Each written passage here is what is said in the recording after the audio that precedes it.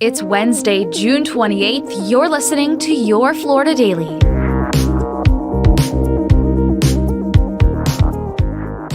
I'm Katrina Scales. Condolences are pouring in from across the world of sports for a former NFL quarterback who drowned off the coast of Florida. 35-year-old Ryan Mallett died Tuesday afternoon while vacationing in Destin.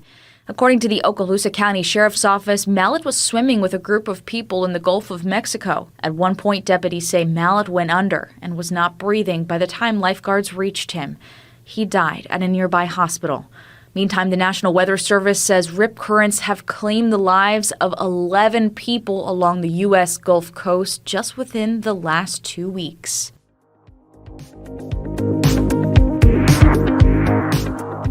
People all across Florida are trying to beat the heat. I'm not used to this because, I'm from upstate New York and it doesn't get as hot as it does out here. So I'm learning to adjust to the heat myself. With the heat index well into the triple digits, Seminole County is activating its extreme weather plan. It is really hot out, as we all know, and especially for those who are experiencing homelessness, the heat is really dangerous.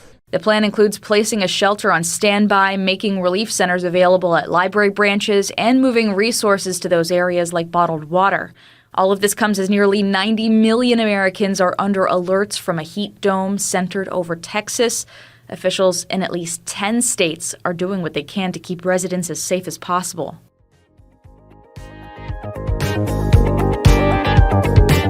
And a sign of hope for Florida's manatee population, deaths are down sharply so far this year in the Indian River Lagoon. According to Florida Fish and Wildlife, 35 deaths have been reported in Brevard, Volusia, and Indian River counties. That number topped 400 each of the past 2 years. The Save the Manatee Club says manatee populations, though, are still declining and is now suing the EPA to improve water quality standards. More than 60 manatees have also been rescued this year and are being rehabilitated. Find these top stories along with breaking news, weather, and traffic all day on clickorlando.com. And now, a completely random Florida fact.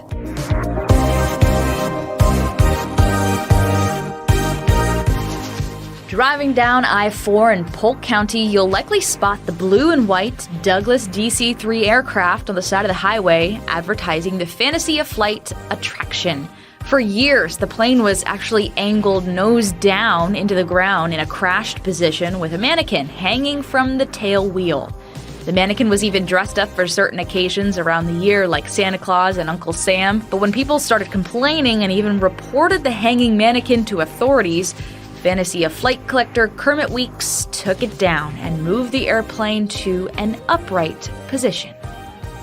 Your Florida Daily is produced by News 6 WKMG in Orlando. I'm Katrina Scales. Subscribe for new episodes wherever you like to listen.